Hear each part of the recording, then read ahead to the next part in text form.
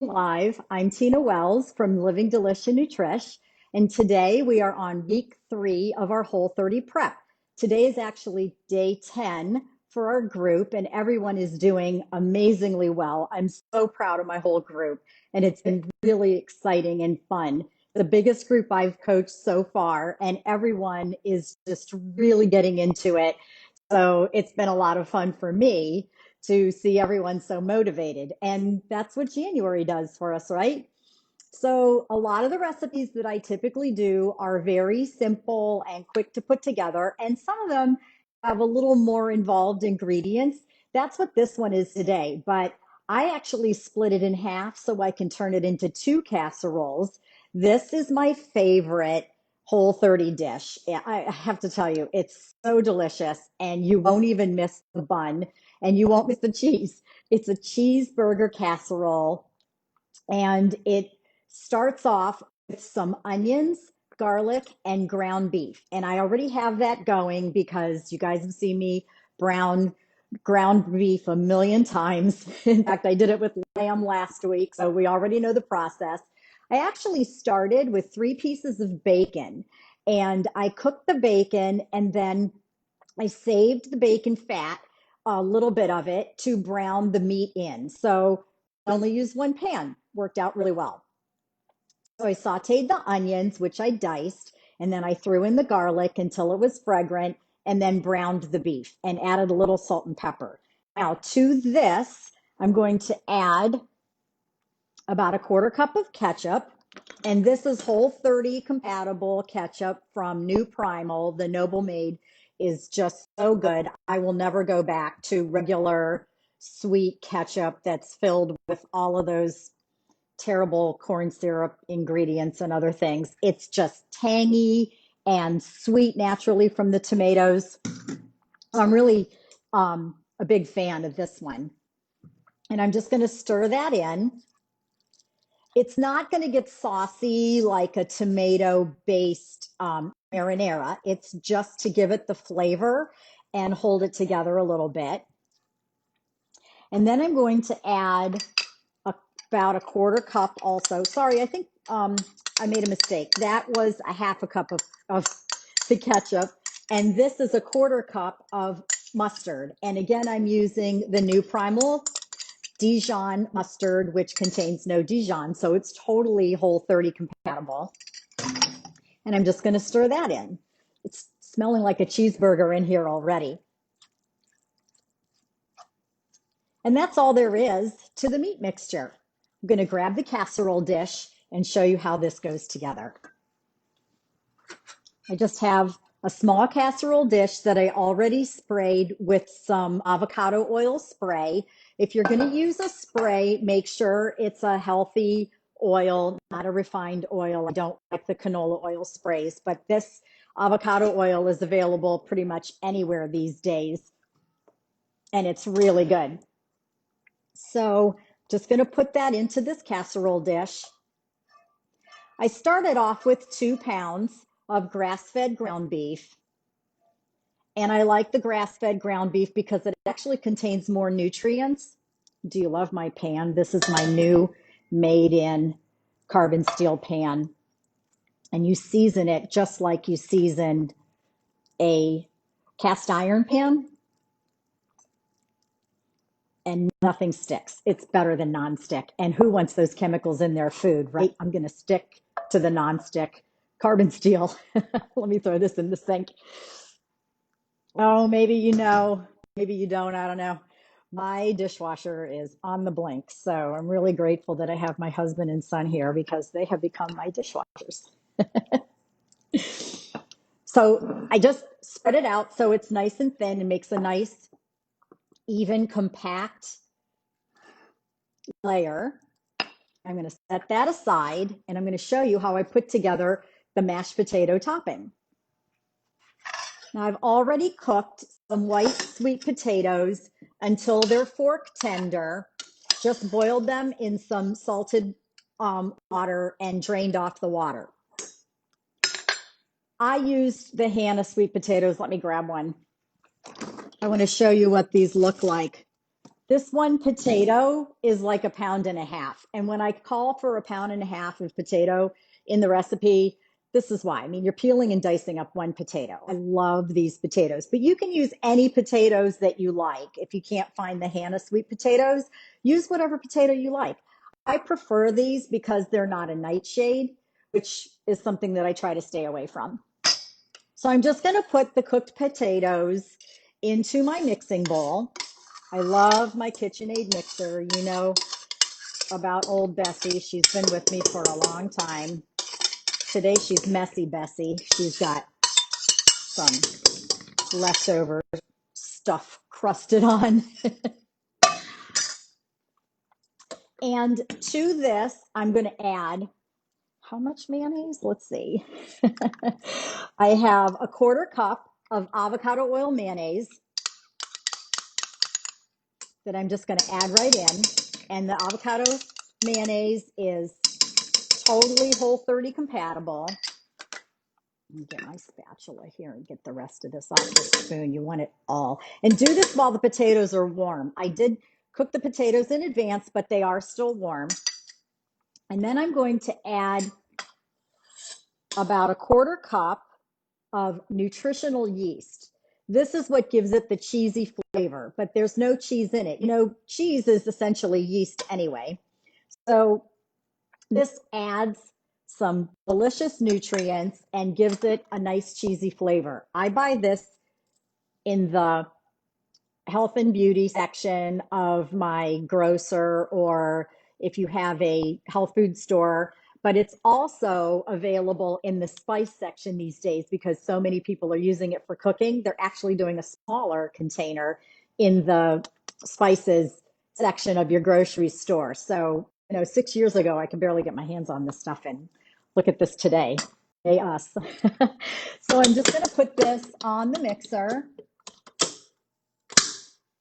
with the paddle attachment and turn it on.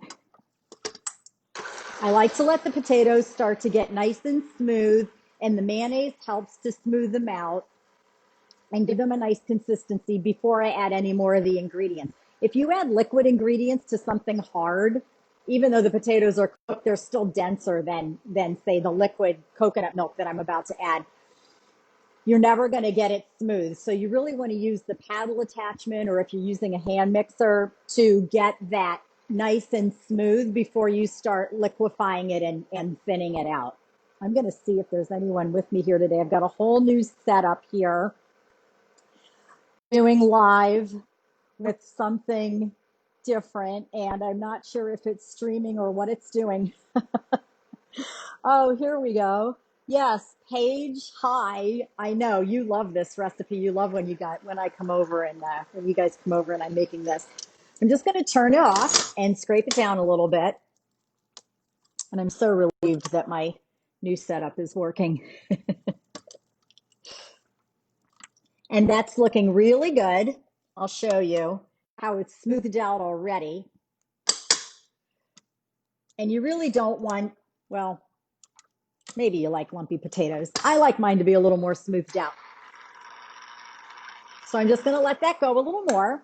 And I have here some garlic, granulated garlic. I like better than garlic powder because it doesn't have as much salt. It's just dry granulated garlic, and some onion powder.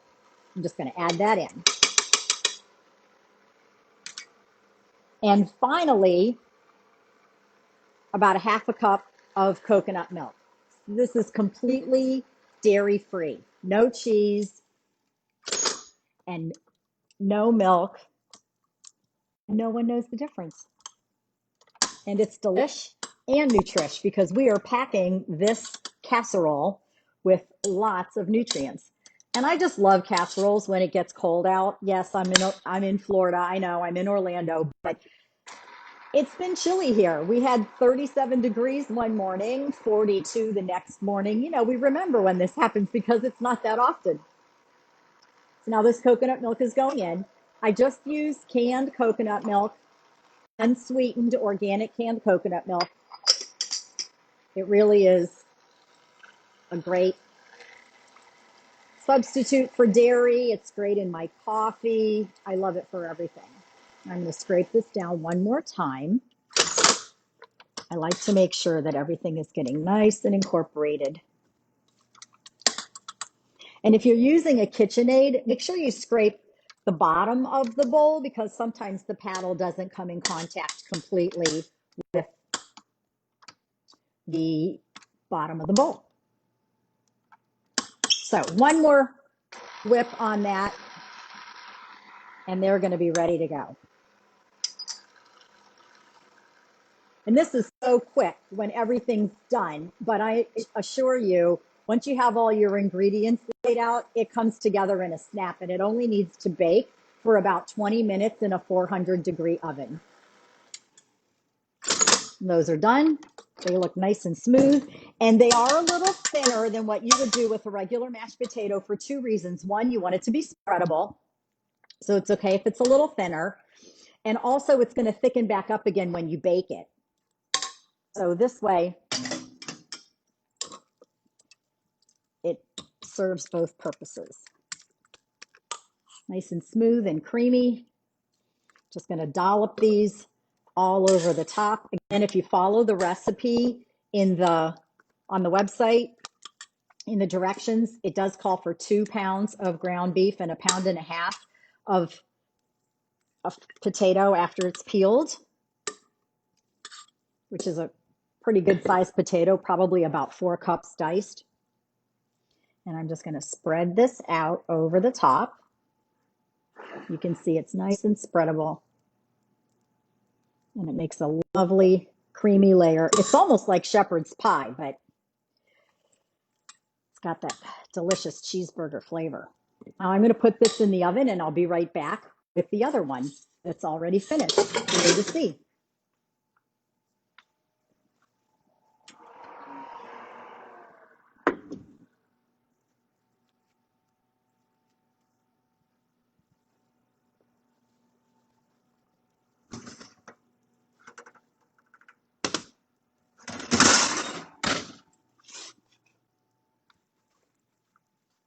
Yum, look at that. You can see the potatoes have gotten nice and toasty brown on the top, and it's hot.